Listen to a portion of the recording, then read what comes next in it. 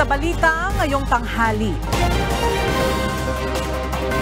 Navy ships na kasali sa 2024 Balikatan Exercise tumulak na para sa Joint Maritime Exercise. Philippine National Police nagpatupad ng balasahan sa ilang matataas na opisyal. Presyo ng mga produktong petrolyo inaasahang bababa sa susunod na linggo. Transport crisis pinangangambahan ng commuter groups simula May 1. At news program ng UNTV na Ito ang Balita tumanggap ng pagkilala sa Public Service Award 2024 ng PCG. Magandang tanghali mga kasangbahay. Ngayon po ay araw ng Biyernes, April 26, 2024. At una sa mga balita ngayong tanghali. Posibleng suspendihin ng Department of Migrant Workers ang lisensya ng Manning Agency na lalabag sa kanilang direktiba na nagbabawal maglayag ang Filipino seafarers sa Red Sea at Gulf of Aden. Narito ang ulat ni Rosalie Coz. Upang matiyak ang seguridad at kaligtasan ng mga kababayan, ipinagbawal ng Department of Migrant Workers ang pagpapadala ng Filipino seafarers sa passenger at cruise ships na daraan sa Red Sea at Gulf of Aden. Sa bisa ito ng Department Order No. 2 ng Kagawaran. Hindi pwedeng masubject to that kind of risk. Hindi sila sundalo o Navy o ano paman. So the directive is not to allow. We cannot stop cruise ships or any shipping company from traversing the Red Sea or Gulf of Aden. However, pag cruise ship ang involved, then we say, please do not board Filipino seafarers because the risks and costs are just, the stakes are just too high. Kabilang sa listahan ng high-risk areas at war-like zones ang Red Sea at Gulf of Aden. Bunsod nito, kailangan ng magsumite ng licensed manning agencies ng affirmation letter na nagpapatunay na hindi ito maglalayag sa mga nabanggit na lugar. Kailangan ding lumagda ang mga Filipino seafarer na crew member ng barko upang mapatunayan na alam nilang hindi dadaan ang kanilang barko sa nabanggit na mga lugar. Kung hindi susunod sa panuntunang ito ang licensed manning agencies, posible silang mapatawa ng sanction, gaya ng suspensyon ng kanilang lisensya. Suspension and then if repeated, cancellation of license of the manning agent. Ayon naman sa DMW, hindi maapektuhan ng direktiba ang kontrata ng Filipino seafarers. Rosalie Coz, UNTV News and Rescue. Diyos ang aming sandigan, serbisyo publiko ang aming pinahahalagahan. Nakaalis na sa Puerto Princesa City, Palawan kahapon, April 25, ang 4 na sasakyang pandagat na kasali sa Multilateral Maritime Exercise o MME bilang bahagi ng Balikatan Exercise. Ang mga nasabing barko ay patungo na ngayon sa West Philippine Sea kung saan sila magsasagawa ng joint patrol drills. Para sa detalye, may live report si Jed Neresina. Jed, ano yung inaasahang aktibidad ng 4 na sasakyang pandagat na umalis kahapon sa Puerto Princesa City? Aga habang patungo sa West Philippine Sea ang 4 na sasakyang pandagat, ayon kay Armed Forces of the Philippines Western Command spokesperson Navy Captain Ariel Joseph Coloma, ay nagsasagawa na ang mga ito ng training activities gaya ng division tactics at officer of the watch maneuvers. Pagdating naman sa WPS ay inaasahang magkakaroon ng ibang aktibidad ang 4 na barko gaya ng photo exercise at gunnery exercise. Opisyal na sinimulan nga kahapon sa Palawan ang kauna-unahang Multilateral Maritime Exercise o MME sa pagitan ng AFP at ng US Indo-Pacific Command, tanda ng isang significant step forward sa regional cooperation. Ang mga sasakyang pandagat ng Pilipinas na BRP Davao del Sur, LD-602 at BRP Ramon Alcaraz PS-16 kasama ang USS Harper's Ferry LSD-49 at French Navy Vendémiaire F-374 ay umalis na mula sa Puerto Princesa Port upang sumali sa series ng dynamic exercises na naglalayong palakasin ang maritime capabilities sa susunod na 5 araw. Sa kuha nga ng BRP Davao del Sur, nagsagawa ng Division Tactics ang FS Vendemier, USS Harper's Ferry at BRP Ramon Alcaraz sa nasabing MME. Pagkatapos ng MME, aga hihiwalay ang USS Harper sa grupo para magsagawa ng iba pang aktibidad, habang sasama naman ang BRP Davao del Sur sa iba pang aktibidad ng balikatan.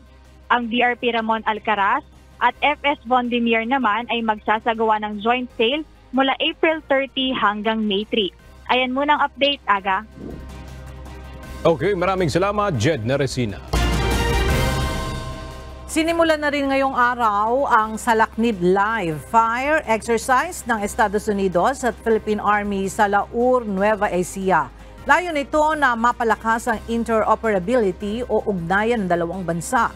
Mula sa Laur, Nueva Ecija, makibalita tayo kay Nestor Torres live. Nestor, kumusta na ang sitwasyon ngayon dyan at ano ba ang mga ginamit na mga uri ng pampasabog sa nasabing live fire exercise?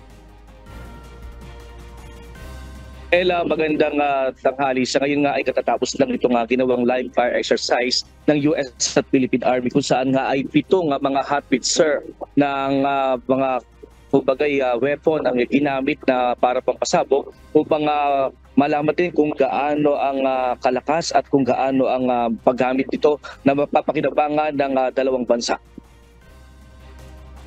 Malakas na tudog ng pagsabog ang umalingaw-ngaw sa buong paligid ng barangay Kanantong, Laor, Nueva Ecija na umpisahan na kaninang umaga ng US at Philippine Army ang live Salaknib Fire Exercise. Unang nagpaputok ang Philippine Army gamit ang US artillery asset na 105mm howitzer na M119 weapon. Kasunod dito ay ang 155mm M777 howitzer ng US Army na pinaputok din ng sundalong Pilipino. Ang nasabing pampasabog ng US ay kaya umabot ng layong 20 hanggang 30 kilometro. Pero depende pa rin ito sa dimensyon ng bala na ginagamit.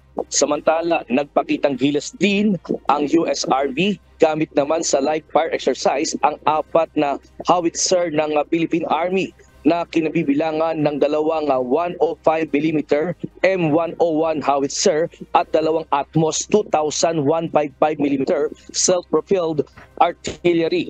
Ang nasabing 155mm ng Philippine Army ay umabot ng hanggang 20 hanggang 30 kilometro na pagsabog. Samantala, malaking bagay naman para sa US at Philippine Army ang ganitong live fire exercise dahil sa mga kagamitan na kanilang nagagamit na pareho. Hindi lang sa mapalakas ang interoperability ng dalawang bansa, kundi magkaroon din sila kapwa ng kaalaman at experience gamit ang iba't ibang mga kagamitan.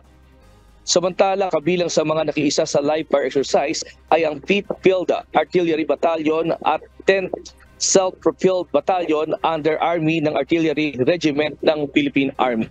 At yan mo latest live mula dito sa Nueva Ecija. Balik sa iyo. Ella? Maraming salamat, Nestor Torres. Itinuturing ang Pilipinas bilang isa sa global hotspot ng online sexual abuse sa mga kabataan. Ayon yan sa National Coordination Center. Kaugnay nito, inatasan ni Pangulong Ferdinand Marcos Jr. ang mga law enforcement agency na palakasin ang kampanya laban sa mga umaabuso sa mga kabataan. Narito ang report ni Nel Maribohon. Yesterday at the meeting, the President was visibly distressed, very bothered, and clearly stressed with the information that was relayed to him. Lubang nababahala na si Pangulong Ferdinand Marcos Jr. sa mga kaso ng pang-aabuso sa mga kabataan gamit ang internet. Ayon kay Department of Justice Assistant Secretary Jose Dominic Lavano, inatasan ng Pangulo ang lahat ng kinaukulang ahensya ng pamahalaan na palakasin ang kampanya nito laban sa online sexual abuse o exploitation of children o OSAIC at child sexual abuse o exploitation materials o CSAM. He gave the directive, a very strong directive, to the DOJ, to the PNP and other law enforcement agencies to further intensify the efforts. Ayon sa National Coordination Center Against OSAIC at CSAM, Malaking hamon ang paghuli sa mga sangkot dito dahil mismong sa loob ng tahanan nangyayari ang krimen, kung saan mismong mga kamag-anak o kadugo ng mga bata ang nagsisilbing bugaw o nag-a-adlock online. Sa datos ng ahensya, laganap ang iligal na gawain na ito sa Cagayan de Oro, Iligan at sa Taguig City. Karamihan sa gumagawa nito ay mula sa mga pinakamahihirap na pamilya. Tina-target nila sila because they're easy targets because OSAIC is a financially lucrative activity. So kumakagat na yung mga ibang kumakagat na yung mga victims, mga 300, 200 for just showing sisaem, showing nude pictures. Ayon sa DOJ, pabata ng pabata rin ang nagiging biktima ng online sexual abuse. Earlier, the youngest victim was about 3 months old. Ginagawa na rin ng Philippine National Police ang lahat ng paraan upang tukuyin ang mga nagpapatakbo ng iligal na gawain na ito kahit na may hamon sa paggamit ng teknolohiya. Tinitingnan ho namin ito na challenge talaga para sa amin later on. Kasi ngayon nga lang ho, di ba ho, nasa dark web sila. Kami ho ay, we are trying to find really yung technology na kaya nila nahabulin. Or parati ho silang nandun sa, kumbaga, a step ahead. Sa datos naman ng DOJ, mula noong 2009, aabot na sa 523 ang na-convict sa mga kasong may kaugnayan sa online sexual abuse sa mga kabataan. Nel Maribuho, UNTV News and Rescue. Diyos ang aming sandigan, serbisyo publiko ang aming pinahalagahan. Nagpatupad ng balasahan sa ilang matataas na opisyal ng pambansang pulisya. Ito ay kasunod ng pagreretiro ng ilang senior officers ng PNP kaya't kailangang mapunan ang mga nabakanteng pwesto. Ang kabuuan ng ulat ay hatid ni Lea Ilagan live. Lea, ilan ang nagretiro at ilan ang nabigyan ng bagong pwesto? Magandang tanghali sa iyo, Ella. 2 opisyal ang nagretiro, kabilang dyan sina Police Regional Office 11 Director, Police Brigadier General Alden Delvo, at si Directorate for Personnel and Records Management Director, Police Major General Belly Tamayo. Kaya naman si General Tamayo pinalitan ni Major General Sidney Hernia mula naman sa Anti-Cybercrime Group. Pinalitan naman siya si ACG ni Police Brigadier General Ronnie Francis Cariaga. Si Police Colonel Aden Lagradante naman ang magiging officer in charge ng PNP Command Center sa ilalim ng Directorate for Operations kapalit ni Cariaga. At si Police Brigadier General Aligre Martinez naman ang papalit kay Brigadier General Delvo bilang Acting Regional Director ng Pro 11 o Davao Region. Ang naturang reshuffle, Ella, ay epektibo ngayong araw, April 26. Matatadaang sinabi ni PNP Chief Police General Romel Francisco Marbil na hindi siya magpapatupad ng malawakang balasahan sa mga key officers ng PNP. Ito'y maliban na lamang kapag mayroong nagre-retiro na kailangang punan ang pwesto. Ella? Maraming salamat, Lea Ilagan.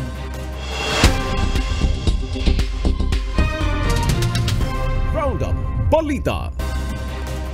Muling ilalagay ng National Grid Corporation of the Philippines sa Yellow Alert ang Luzon at Visayas grids ngayong araw ng Biyernes. Sa inilabas na abiso ng NGCP, Yellow Alert ang Luzon grid mula alas 2 hanggang alas 4 ng hapon at alas 8 hanggang alas 10 ng gabi.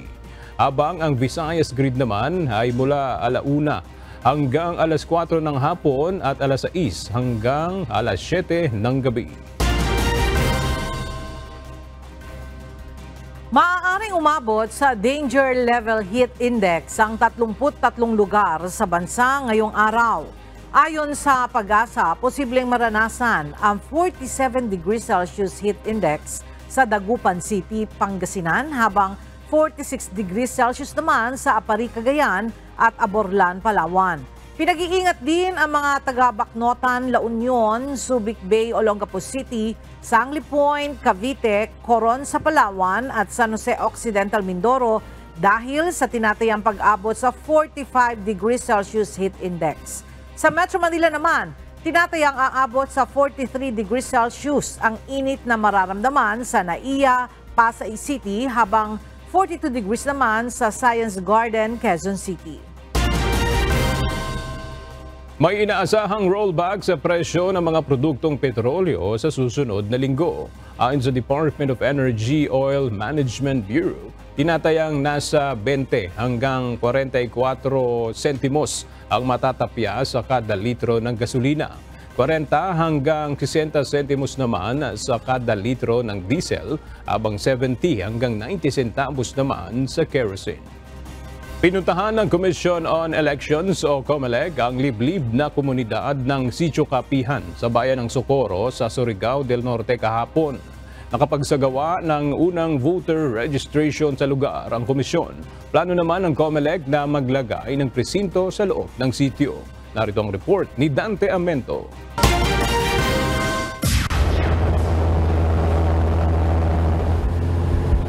Kailangan pang tumawid ng dagat at umakyat ng bundok bago marating ang komunidad ng Sitio Kapihan sa Barangay Socorro, Surigao del Norte. Dito nakatira ang nasa 5,000 residente na kilalang tagasunod ni J. Renz Kilario alias Senior Aguila. Pinangunahan kahapon ni Commission on Elections o COMELEC Chairman George Erwin Garcia ang voter registration na unang ginawa ng COMELEC sa lugar. Binigyang din ng COMELEC na hindi isyu ang layo dahil lahat ng mga Pilipino ay may karapatang mairehistro para bumoto. Dito halimbawa sa Sitio Kapihan, gusto natin patunayan sa mga kababayan natin nakatira dito, na hindi sila nakakalimutan ng COMELEC. Na ibig sabihin, dinadala natin ang serbisyo ng komisyon dito mismo sa kanila. Nagkaroon din ng voters education para maunawaan lalo na ng mga unang beses na buboto ang kahalagahan ng kanilang karapatan na makapamili ng mga lider. Ayon sa COMELEC, nasa 2,500 ang rehistradong botante sa lugar. At para hindi na sila kailangan pang bumaba sa bayan sa araw ng halalan sa May 12, 2025, inihayag ni Chairman Garcia na dadalhin nila ang automated counting machines o maglalagay ng presinto sa loob mismo ng Sitio Kapihan para makaboto ang mga residente. Paliwanag ng komisyon, baliwala na sila ay pumunta para mairehistro ang mga ito kung hindi naman makabuboto. Kung meron ka mahigit 2,000 na mga botante, bakit naman nila kakailanganin pang pumunta sa bayan kung pwede mo naman dalhin ang pagboto dito mismo sa kanila? Nagpasalamat ang pamunuan ng Socorro Bayanihan Services Incorporated o SBSI na dating pinangungunahan ni alias Senior Aguila sa hakbang na ito ng COMELEC. Last election, national and local, hindi basta-basta yung experience namin doon sa mismong barangay kung saan nasakop yung Sitio Kapihan. Hanggang alas 11, inabot na hanggang alas 11 ng gabi, yung mga tao nagkapila pa.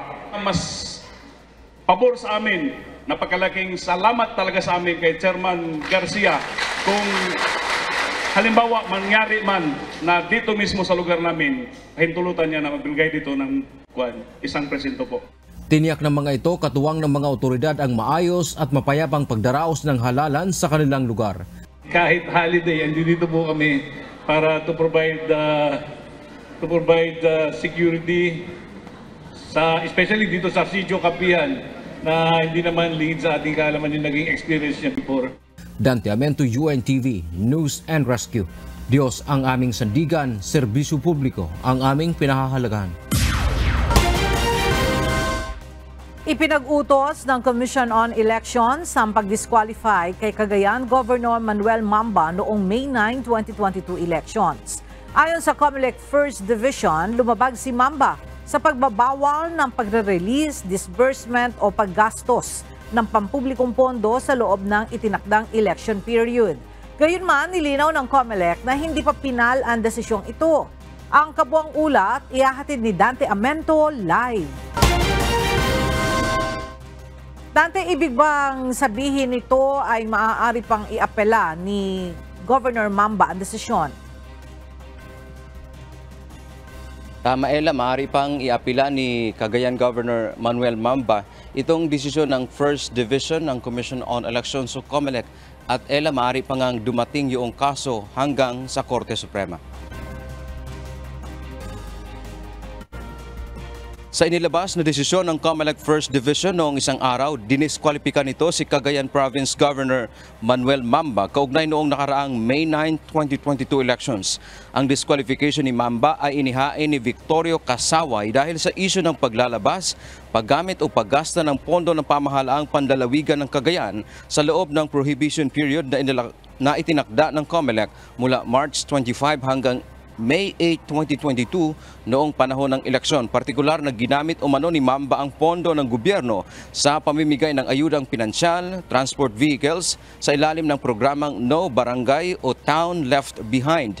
Umaabot umano sa 68.8 million pesos ang illegal na nailabas na pera. Sinabi ni COMELEC Chairman George Erwin Garcia as of kahapon, April 25, wala pa naman silang natanggap na motion for reconsideration mula sa kampo ni Governor Mamba. Paliwanag nito, kapag sa loob ng 5 araw matapos matanggap ni Mamba ang desisyon at walang apela ang gobernador, maglalabas na sila ng writ of execution. Ibig sabihin nito, Ella, kailangan ng bumaba ni Mamba sa pwesto at papasok na ang kapangyarihan ng Department of the Interior and Local Government o DILG para pangunahan kung sino ang uupong bagong gobernador ng lalawigan ng Cagayan. Sa isang disqualification as a division, kapag ito ay nailabas ng COMELEC division at hindi nag-file ng motion for reconsideration sa 5 araw matapos matanggap ng respondent ang desisyon, final and executory na siya. Ella, batay nga sa rules ng Commission on Elections, kapag si Mamba ay tuluyan ng nadiskwalipika sa kanyang ngayong hinahawakang pwesto, ay masusunod yung tinatawag nilang law of succession. Ibig sabihin, ang papalit, maaaring pumalit kay Mamba ay yung kanyang vice gobernador. At itong kaso na to, Ella, na nasa First Division na dinisisyonan ang COMELEC noong nakaraang araw, no? Bukod pa ito sa isa pang kaso ni Mamba, disqualification case din na nakarating na dyan sa Korte Suprema. At tinanong natin kanina si Governor Mamba kung siya ba ay maghahain ng motion for reconsideration dito sa kanyang kaso. Ayon pa sa kanya, bahala na ang kanyang abogado na si Attorney Romulo Macalintal dito sa kanyang kaso. At natanong din natin si Attorney Macalintal, subalit wala pa siyang tugon sa ating katanungan. Yan man ang ating update mula dito sa Butuan City. Balik sa iyo, Ella. Maraming salamat, Dante Amento. Pinangangambahan na ng mga grupo ng commuter ang pagkakaroon ng transport crisis sa May 1 dahil sa mga jeepney na hindi na magko-consolidate hanggang April 30. Nauna nang sinabi ng gobyerno na huhulihin na sa kalsada ang mga jeepney na hindi nag-consolidate simula May 1. Mula sa San Juan City, alamin natin ang detalye mula kay JP Nunez live. JP, anong senaryo yung nakikita ng mga commuter group sa kalsada pagdating ng May 1?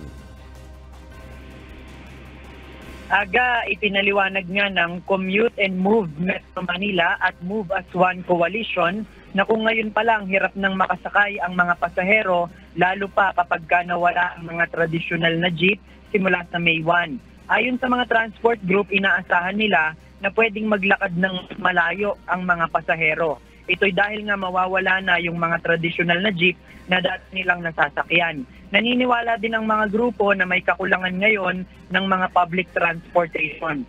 Ayon sa Move as One Coalition, hindi pa sapat ang mga modernized jeepney na ipapalit sa mga tradisyonal na jeep para sa mga commuter. Ayon sa Department of Transportation o DOTR, talagang sa April 30 na nga yung deadline ng consolidation. Ibig sabihin, ang mga tradisyonal na jeep na hindi umabot doon sa consolidation ay ituturing ng mga colorum vehicles. Nakahanda naman daw nila ang DOTR na makipag-usap sa iba't ibang mga grupo ukol sa modernization program ng pamahalaan.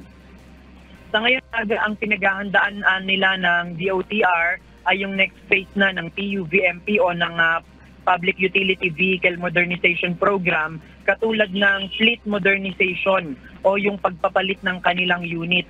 Gayon din yung pagdadagdag ng subsidy doon sa mga kooperatiba para maging mas magaan yung pagbabayad nila doon sa mga modern na unit ng sasakyan. At kasama din yung pagdadagdag ng budget para sa service contracting program.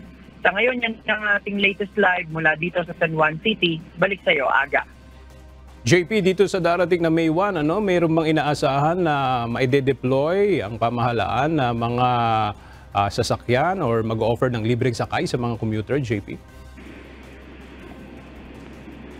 Ngayon, Aga, batay doon sa huling nakuha natin ng mga interviews sa gobyerno, ang sinasabi nila, paghahandaan din naman nila na merong mga magmumula sa mga local government unit na libreng sakay. Pero Aga, ang sinasabi ng LTFRB dun sa kanilang naunang kumpansa sila na hindi naman magkakaroon ng transport crisis dahil nga kahit mawala daw nila yung mga ibang traditional na jeep na hindi nag-consolidate, meron pa rin daw namang ibang mga jeep na nag-consolidate na dadaan pa rin dun sa mga ruta ng mga jeep na mawawala.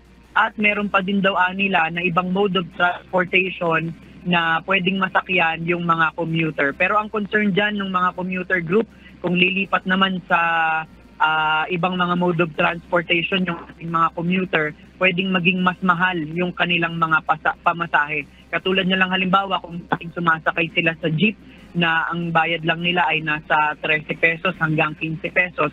Pag lumipat sila sa taxi o sumakay sila sa Grab o sa mga ride-hailing or motorcycle taxi, mas mapapamahal sila ng gastos.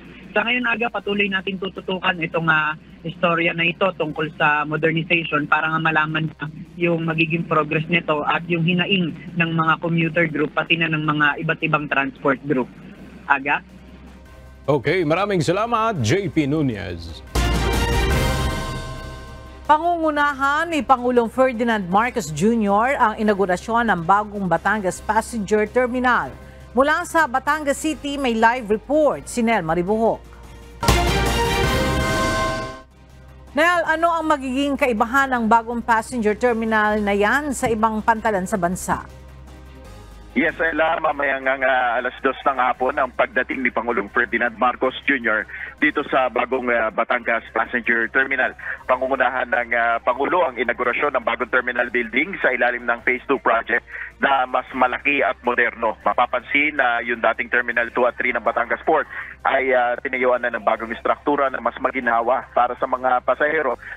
Air-condition ang loob ng bagong Batangas Passenger Terminal, kaya naman walang problema o hindi hassle para sa mga pasahero ang maghintay ng matagal sa gitna ng init ng panahon, at may mga makabagong kagamitan na rin dito na magagamit para sa seguridad ng terminal. At abangan natin yung magiging talumpati ni Pangulong Marcos mamaya ukol nga dito sa inaugurasyon ng bagong Batangas Passenger Terminal. Yan muna ang ating update. Balik sa iyo, Ella.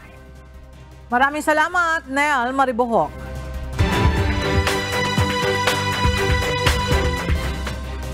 Bumida ang iba't ibang putahe mula sa Cordillera Administrative Region sa muling pagbubukas kamakalawa ng ika-5 edisyon ng Mangantaku Food Fair 2024 sa Rose Garden ng Summer Capital of the Philippines. Narito ang report ni Grace Doctolero.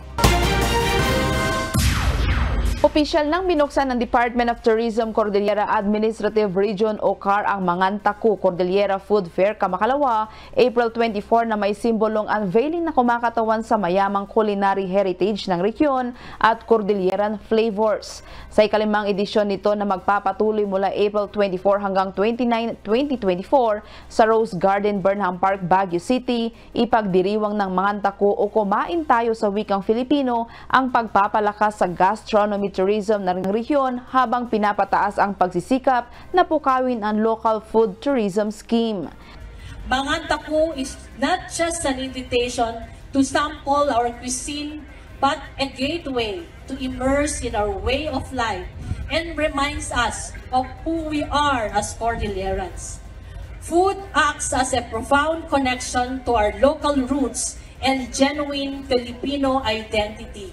Nilahukan ang programa ng lalawigan ng Abra, Apayao, Benguet, Ifugao, Kalinga at Mountain Province na nagbitbit ng iba't ibang pagkaing ipinagmamalaki sa kani-kanilang probinsya. Ibinida ng Abra ang kanilang pansit ladit, masa podrida, goloria at moscovado na gawa ng mga katutubo ng probinsya.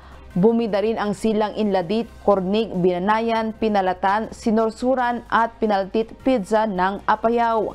Mga smoked meat na tinawag na kiniing naman ang ipinagmamalaki ng Benguet. Naisip namin na why i-try din namin yung kiniing pizza. However, bakit slow food, ano? Kasi yung kiniing namin is one of the process of preserving meat. Ang coffee shop na ito, kaysa raw bumili sila ng commercial chocolates ngayon, mas magandang gumamit ng local cacao chips na tulong na rin sa farmers sa Cordillera. Ngayong Mga Tako 2024, syempre hindi mawawala ang kape mula sa Cordillera Administrative Region. Kabilang na nga dito ang rice coffee. Ngayong taon, may twist sila ang kombinasyon ng kape at ng cacao chips para makagawa ng dark mocha latte. Itinampok naman ng Kalinga ang kanilang dikat o malagkit na bigas na tinawag na inandila na inihahanda sa mga espesyal na okasyon. Pinunog o smoke longganisa naman ang sa Ifugao, habang ang Mountain Province ay nagpatikim ng patupat na heirloom rice na may coconut milk at muscovado. Food, no? Noon naman parang lowly ang tingin nila sa in general, parang perception. Parang baka hindi premium kung i-serve mo ito sa restaurant mo. Baka yung branding mo medyo affected kasi local lang. But hindi na lang local lang ngayon. Local is premium now. Kaya excited talaga tayo. So, gusto natin na every year meron tayong madidiscover na bagong pagkain at bagong istorya about kultura ng Cordillera. Ayon kay DOT Caro Regional Director Juvie Ganongan, ang programa ay paraan ng rehiyon upang umakit ng maraming turista at bisita sa kanilang lugar. Mananatiling bukas ang Mga Tako hanggang sa araw ng Lunes, April 29. Grace Doctolero, UNTV News and Rescue. Diyos ang aming sandigan, serbisyo publiko ang aming pinahahalagahan.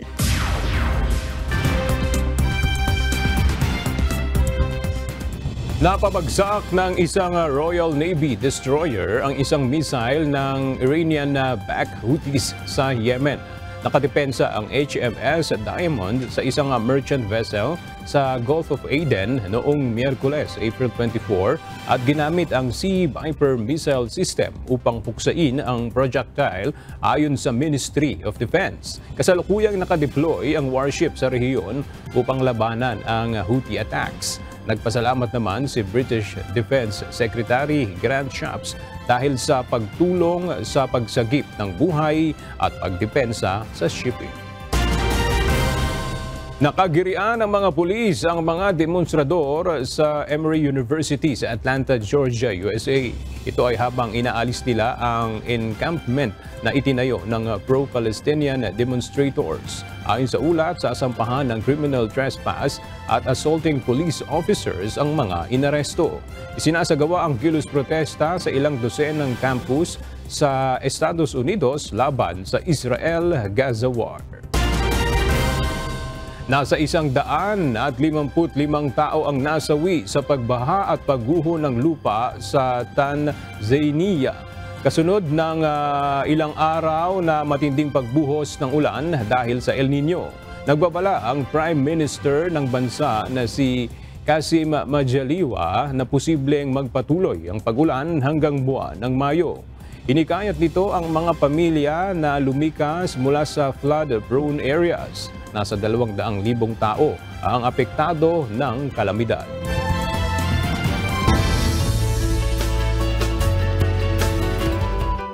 Binigyang pakilala ng Philippine Coast Guard ang mga programa na katuwang nila sa pagbibigay ng patas at napapanahong impormasyon sa ating mga kababayan sa loob ng isang taon. Kabilang ang programang ito ang balita ng UNTV sa mga Public Service Awardee. Narito ang report ni Ryan Lacanlale. Next, we have UNTV's Ito ang Balita.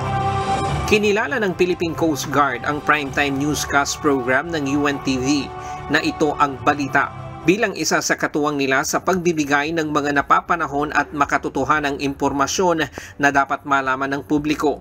Sa isinagawang Public Affairs Service Award 2024 ng PCG kanina, binigyang halaga nito ang istasyon sa walang sawang serbisyo publiko. Sa inyong lahat sa patuloy na pakikiisa sa mitiin ng Philippine Coast Guard na mabigyan ng tamang information ng ating mga kababayan, lalong-lalo na dun sa laban sa West Philippine Sea at sa environmental concerns, sa mga safety protocols natin pagka umiiral yung sama ng panahon. Ayon sa PCG, sa panahon ngayong laganap ang fake news, mahalaga na mayroon silang mga kasama sa pagbibigay ng tamang impormasyon sa ating mga kababayan, lalo na sa mahalagang issue gaya ng usapin sa West Philippine Sea hanggang sa mga dapat gawin at malaman ang publiko tuwing may sama ng panahon. Maraming salamat sa pagpapahalaga sa Coast Guard.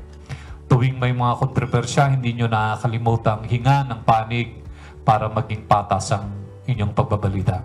Maraming salamat sa mga pagkakataong ibinigay nyo para maingatan namin sa imahe ng organisasyon. Hindi kami perpekto, pero sa tulong ninyo, nagagawa naming mapangalagaan ang tiwala ng publiko. Sinabi naman ni Vice Admiral Rolando Lisor Punsalan, Deputy Commandant for Operations ng PCG at dati ring namuno sa Public Affairs Office, mahalaga ang magkaroon ng isang malalim na ugnayan ang media at Philippine Coast Guard para magkaroon ng isang responsableng impormasyon. I realized na it's really partnership. Information can be taken actually from social media nowadays and even from other sources. Pero, correct me if I'm wrong, it appears na the reliability of information really comes from individuals or persons like yours truly and mga colleagues natin from the Coast Guard. Bukod sa mga kawani ng media, binigyan ding pagkilala ang mga tauhan ng PCG na katuwang nila sa pagpapalaganap ng impormasyon. Ang UNTV ay patuloy na nakasubaybay at magbabantay sa mga mahahalagang pangyayari sa lipunan upang maihatid ang balanse at responsableng pagkahatid ng balita. Ryan Lacanlale, UNTV News and Rescue. Diyos ang aming sandigan, serbisyo publiko ang aming pinahahalagahan.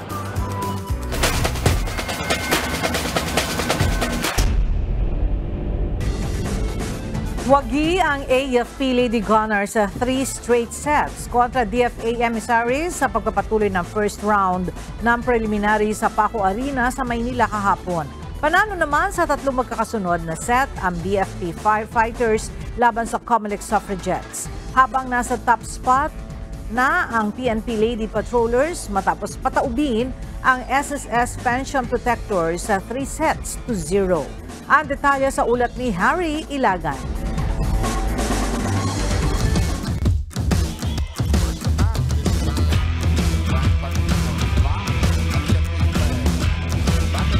Sa pagpapatuloy ng first round preliminaries ng UNTV Volleyball League Season 2, wagi ang AFP Lady Gunner sa 3 straight sets kontra DFA emissaries sa Paco Arena, Manila kahapon. Nagtapos ang laban sa score na 25-10, 25-18, 25-23. Best player of the game si Mary Ann Pantino na may 16 attacks, 1 block at 2 service aces. Nasa top spot pa din ang Lady Gunner na may 5 win, 1 loss. Pangwalo naman sa standing ang emissaries na may 0 win, 5 losses. Kasi yun na rin yung plan namin from the practice then up to the game. Marunong sila makinig sa mga coaches eh. Yan ang lagi namin sinasabi sa kanila kasi yung kami yung nakakakita sa labas. Dapat doon pa lang wala na errors, less errors. Hindi naman mawawala yung error pero ileless lang nila. Inaral naman namin kahit paano dumikit naman. Pero yun nga, kakapusin talaga kapag dating sa ganyan. Lalo't yung training namin is super less lang talaga. Pero happy na rin kahit paano with that. Nakakagalaw naman sila. Yung first 2 sets kasi nagka-problema kami sa service receive. So kapag transition, pagdating sa kanila, easy ball. So easy attack. Pero nung nakabawi naman, nung third set na sana makukuha, ganun pa rin. Sa defense and attack pa rin kami nagkulang.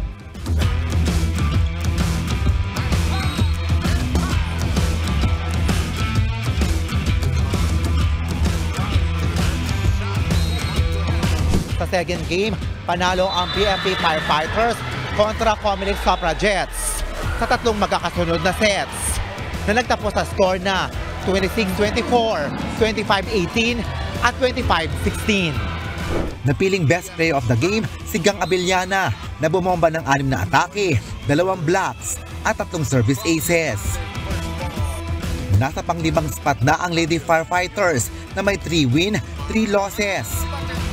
Nasa pang-3 spot naman ang Suffragettes na may 4 win, 2 losses. First time and alam natin na malakas ang Comelec, no? Pero yun nga, medyo nung nakaraang araw binago namin yung strategy namin eh. Talagang tinutukan namin yung galaw ng kalaban. Nag-scout kami. Kung dun sa Senate, dinoble namin yung effort namin. Dito sa Comelec, niripli talaga namin yung sipag, iniripli namin sila sa floor defense, tiniripli namin sila na pagganahin lalo yung reaction nila sa bola. Kasi kung nakita nyo, napansin nyo, yung laro ng mga nakaraan is medyo mabagal yung reaction nila sa bola eh. Ngayon talaga sir, yun talaga yung pinagdikdikan namin na kailangan talaga mag-focus kami doon. So yun, sa hanggang na ng chemistry nila ngayon eh, nakikita na namin sa kanila na talagang gustong-gusto nilang manalo. Hindi lang physical, dapat na malakas mo, pati mental. So yun, malaking bagay at malaking tulong yun sa mga players na meron kaming meditation para sa kanila. Yung team namin nawala ng depensa, nawala kami ng service receive kaya ayun, nawala. So gumaan sa kalaban namin yung mga balik namin ng bola. So nakaka-atake sila ng maayos. May mag-adjust kami sa mga nangyari. So papanoorin namin yung mga games namin kung ano yung kulang namin para sa mga next game namin going to second round. Sana pagtsagain pa rin nila, paghirapan pa rin nila yung panalo. Kasi hindi rin basta-basta yung laro dito sa UNTV.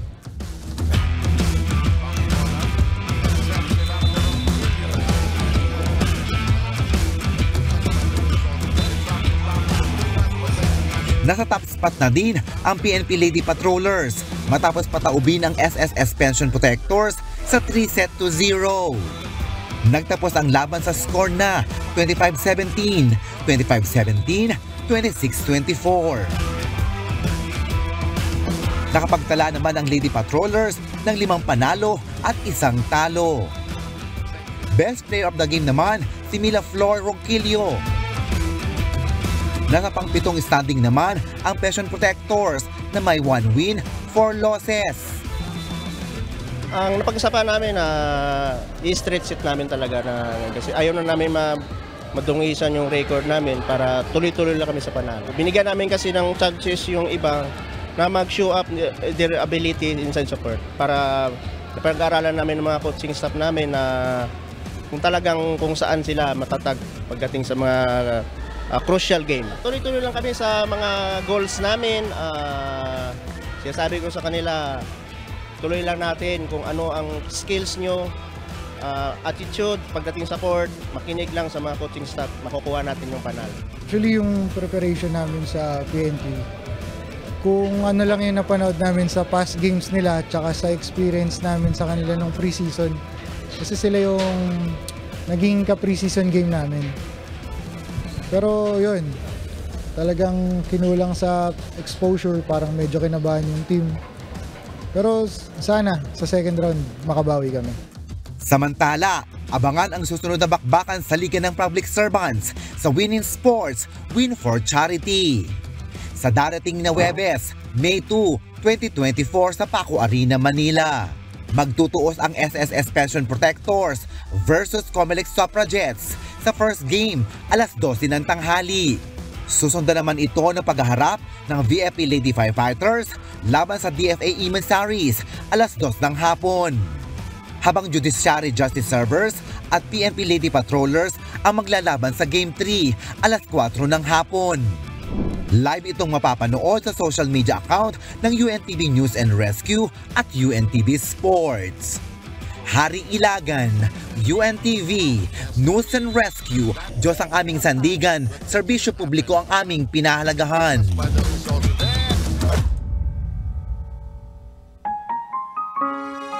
At sa ating pong iiwang mga salita ng Diyos na ating sandigan mula sa Aklat ng Isayas, Kapitulo 32, versikulo 17 na nagsasabi, "At ang gawain ng katuwiran ay magiging kapayapaan, at ang bunga ng katuwiran ay katahimikan at pagkakatiwala kailanman.